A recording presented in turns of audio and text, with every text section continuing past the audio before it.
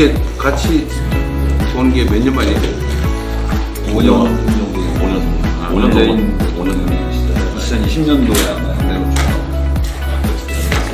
어쨌든 의미 있는 자리입니다. 사실 요새 제가 산재 얘기하고 세부임금 얘기 이런 얘기를 좀 많이 했더니 나보고 너무 노동편향적이라고 주장을 하는 데가 있던데 저는 전혀 그렇게 생각 안 합니다. 저는 누구의 편 얘기를 하기 이전에 기본적 인권에 관한 문제, 기본적 상식과 도리에 관한 문제죠. 임금체불 문제든 산재 문제든 목숨과 삶에 관한 기본인데 그걸 가지고 친노동인이 친기업인이 할 일은 아닌 것 같고요.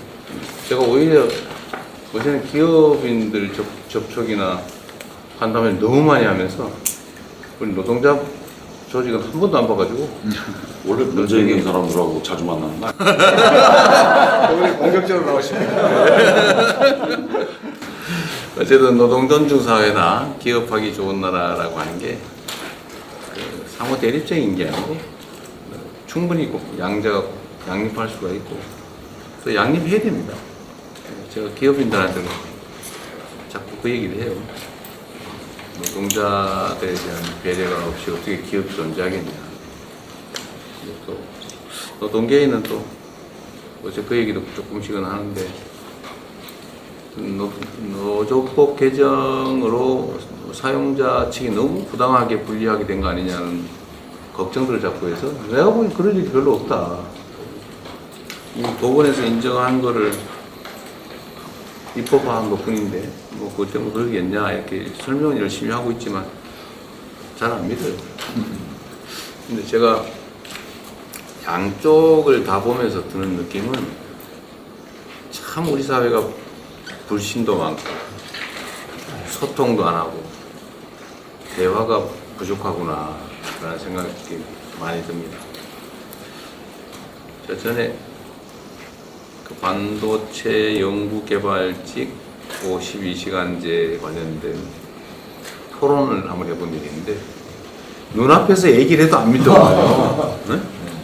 그래서 제가 예로 이게 분명히 동그란데 한쪽은 세모라 그러고 한쪽은 네모라고 막 싸우고 있어요. 그래가지고 내가 동그란 걸 보여줬거든요. 안 믿어요. 그러고 있더라고. 참 우리 사회의 제일 큰 과제가 포용과 통합이라고 할 수 있는데 노동자와 사용자 측이 정말 대화해야 될 것 같습니다. 일단 대화를 해서 오해를 좀 풀고 어쩌면 있을지도 모르는 있다면 적대감 같은 것도 좀 해소하고 진지하게 팩트에 기반해서 입장 조정을 위한 토론을 많이 해야 됩니다. 자주 봐야 됩니다. 그래서 우리 민주노총도 중요한 결단을 어제 했다고 제가 기사를 봤는데 네. 예상 밖이었다고 국회가 하는 사회적 대화. 거기 복귀하기로 하셨다면서요? 이번에 처음 만드는 거라서요. 아. 참여 여부에 대한 결정은 그렇게 했습니다. 근데 지금 경사노위도 지금 저희가 조직을 못하고 있는데 위원장도 선정을 못하고 그 문제도 좀 한번 같이 논의하면 좋겠어요. 같이 한번 논의해서 실제 대화를 해야 되지 않냐. 아니 뭐 결론이 안 나고 뭐 싸우는 것까지 좋은데 만나서 싸웠든지 말든지 뭐 결론을 내든지 말든지 해야지. 아예 안 보는 거에 어떨까 라는 생각이 듭니다. 근데 민주노총 입장에서는 아마 대화나 함께 앉는 것 자체가 불편할 정도로 무리하게 운영했다는 의심이 있어서 그런 거죠. 네. 뭐 그런 면도 있는 거고. 우리 사회가 좀 근본적으로 한 단계 도약하려면 저는 사회 안정망 문제, 기업들의 부담 문제, 고용의 안정성과 유연성 문제 이런 것들을 터놓고 한 번쯤 논의해야 된다고 생각해요. 모두에게 유익하게. 제가 공개적으로 자주 말씀드렸습니다만 그러니까 기업 입장에서는 이제 정규직을 뽑고 안정적 일자리를 만들어 놓으면 다시는 이제 이거를 해결할 수 없다라고 하니까 절대로 정규직이나 이거 안 뽑고 다 비정규직화하고 외주 주고 막 이러는 거예요. 그냥 노동자 입장에서 보면 총량으로 보면 노동자 전체 입장에서 보면 좋은 일자리가 자꾸 사라져요. 다 비정규직화되고 하청화되고 외주화되고 그죠? 그냥 사회 전체가 불안정해지고 그러다 보니까 노동자들 입장에서는 해고는 죽음이다 이런 소리를 할 수밖에 없는 상황이 되고 그냥 이 악순환이야 보니까 이걸 좀 풀려면 대화하고 신뢰하고 조정해야 되는데 그 첫 출발이 마주 않는 거예요. 그리고 정부가 진짜 중립적으로 객관적으로 잘해야지. 정부 한쪽 편들고 한쪽 이용해 먹으려고 그러고 자꾸 누군가 뒤통수 때렸다는 느낌을 갖게 하면 안 해버리죠. 이용당한다 이런 생각.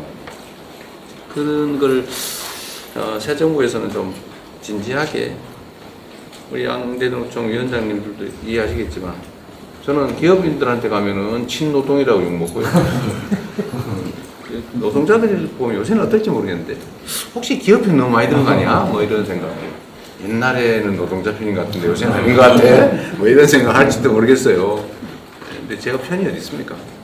모두 잘 되게 해야지. 하여튼 두 분 환영합니다. 환영하고 또 여러분들 말씀도 정말 많이 들어볼게요. 그냥 진짜 보고 싶어서. 국정을 책임지시느라고 굉장히 바쁜 일정에도 초대해 주셔가지고 감사드립니다. 대통령이 그 6월 4일 취임하시고 오늘이 석 달째 되는 날입니다. 짧은 기간이었지만은 그 노동자의 생명과 안전이 우리 사회의 그 가장 중요한 가치로 자리매김되었고 노조법 2, 3조를 통해서 헌법상의 권리가 현실이 되었습니다. 최근 그 한미 정상회담의 성공적인 개최에 이르기까지 대통령님의 그 헌신적인 국정 운영에 감사드립니다. 이제는 긴 안목으로 회복과 성장의 시대를 준비해야 할 때입니다. IMF 이후 30년간 한국 사회적 대화는 많은 성과와 한계를 축적해왔습니다. 복합 위기와 거대한 전환을 극복하기 위해서는 경제 주체들의 과감한 결단에 기반한 대타협이 절실한 시기입니다. 한국노총은 이를 위해서 대통령님이 직접 각 경제 주체들을 모아서 일정 기간 동안의 수기 과정을 진행해 주시고 그 틀 안에서 사회적 대타협을 선언하자는 제안을 드립니다. 한국노총은 그 과정과 결정에 있어서 모든 사회적 책임을 다하겠습니다. 초고령 사회로 이미 진입한 한국 사회의 미래를 위해 65세 정년 연장은 단 하루도 늦출 수 없는 현실적 과제입니다. 이미 국회에서 민주당을 중심으로 노사정이 심도 있는 논의를 진행하고 있는 만큼 남은 하반기 동안에 입법에 이르는 성과를 낼 수 있도록 대통령실에 각별한 관심과 지원을 요청드립니다. 법정 정년 65세 연장은 주요한 국정의 과제이지만 한국노총은 현실적 여건을 고려해서 유연하게 협의에 임하겠습니다. 마지막으로 내년을 실질적 근로시간 단축의 역사적인 첫 해로 만들어보자는 제안입니다. 이를 위해서는 좀 더 과감한 주 4.5일제 시범 사업의 도입이 필요합니다. 지불 능력이 부족한 기업들에게 지원금을 통해 노동시간 단축을 유도하는 것과 함께 병원이나 은행과 같이 노사 간 자율협약을 통해서 즉시 주 4.5일제 시행이 가능한 곳에 대해서는 정부가 나서서 최대한 권장하고 독려하는 역할을 해 주셔야 할 것 같습니다. 진짜 마지막입니다. 광장의 응원봉은 국민들에게 용기와 희망을 주었습니다. 이제 이재명 정부가 국민들의 삶이 구체적으로 변화하는 효능감을 줘야 할 때입니다. 대통령님께서 노동과 경제를 든든한 양날개로 삼는다면 대전환의 시기를 지혜롭게 이겨낼 수 있을 것이라 생각합니다. 한국노총도 그 길에 함께 하겠습니다. 초대해 주셔서 다시 한번 감사드립니다. 이미 초반부터 노동자들 안전 문제에 대통령께서 직접 관심 갖고 역할하시는 모습에 노동자들 기대가 매우 큽니다.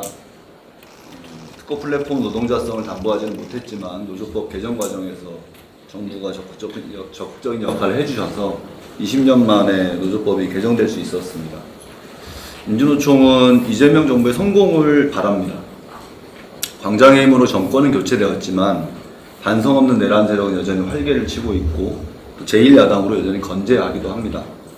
청년들은 일자리가 없고 노년층은 빈곤에 시달리고 노동자들은 산업재해로 쓰러지고 비정규직으로 고통받는 지금입니다. 이 정부가 성공하려면 광장에서 함께 외쳤던 것처럼 적폐 세력 청산과 사회대기 역으로 흔들림 없이 전진하는 것이 필요하다고 생각합니다. 국민 주권 정부를 표방한 만큼 노동 주권도 보장했으면 좋겠습니다. 5인 미만 사업장 노동자들도 법의 보호를 받을 수 있어야 하고 특수고용 플랫폼 노동자도 예외 없이 노조할 권리가 튼튼히 보장될 수 있도록 그래서 스스로의 안전과 삶을 지킬 수 있도록 했으면 합니다. 원청 교섭과 초기업 교섭을 통해서 노동시장 이중구조와 양극화를 해소하고 노동 3권이 누구에게나 온전히 부여되어야 우리 사회의 근본적 변화가 가능할 수 있다고 생각합니다. 우리 경제와 노동자의 삶을 지키기 위해서 민주노총은 계속 싸울 것입니다. 트럼프 정부의 관세 폭탄과 대미 투자 강요는 우리 경제 전망을 어둡게 하고 있습니다. 자동차나 조선, 철강과 같은 핵심 산업들이 미국으로 빠져나가면 노동자는 일자리를 잃을 수밖에 없습니다. 국방비나 방위비를 인상하면 한정된 재원 속에서 복지 예산이 축소될까 걱정스럽기도 합니다. 정부가 우리 국민과 노동자를 지키는 당당한 외교에 나서기를 요청드립니다. 트럼프의 페이스메이커가 아니라 노동자 서민의 행복메이커가 되시면 좋겠다라는 바람입니다. 기후위기와 불평등 노동 문제를 해결하기 위해서 전면적인 노정교섭을 제안합니다. 정부는 국정과제 많은 영역에서 사회적 대화를 강조하고 있습니다. 그간의 사회적 대화는 정부의 입장을 관철하거나 정당화하기 위한 수단으로 전락하면서 제 기능을 하지 못했던 측면이 있습니다. 노정교섭을 통해서 노정 간의 신뢰를 회복하고 구축하고 대화의 효용성을 확인하는 것이 선행되어야 한다고 생각합니다. 민주노총은 어제 국회 사회적 대화에 참여를 결정했습니다. 쉽지 않은 결정이었습니다. 그러나 그런 판단을 한 것은 정부와 노동자들 간의 대화를 통해서 신뢰를 구축하고 새로운 노정관계 형성을 만들기 위한 첫 걸음이라고 생각을 합니다. 오늘 이 자리가 바쁜 시간 내주셔서 감사합니다. 그리고 오늘의 이 자리가 정부와 민주노총이 지금의 다중의 위기를 해결하기 위해서 지혜를 모으는 첫 시작이 되었으면 하는 바람입니다. 초대해 주셔서 고맙습니다.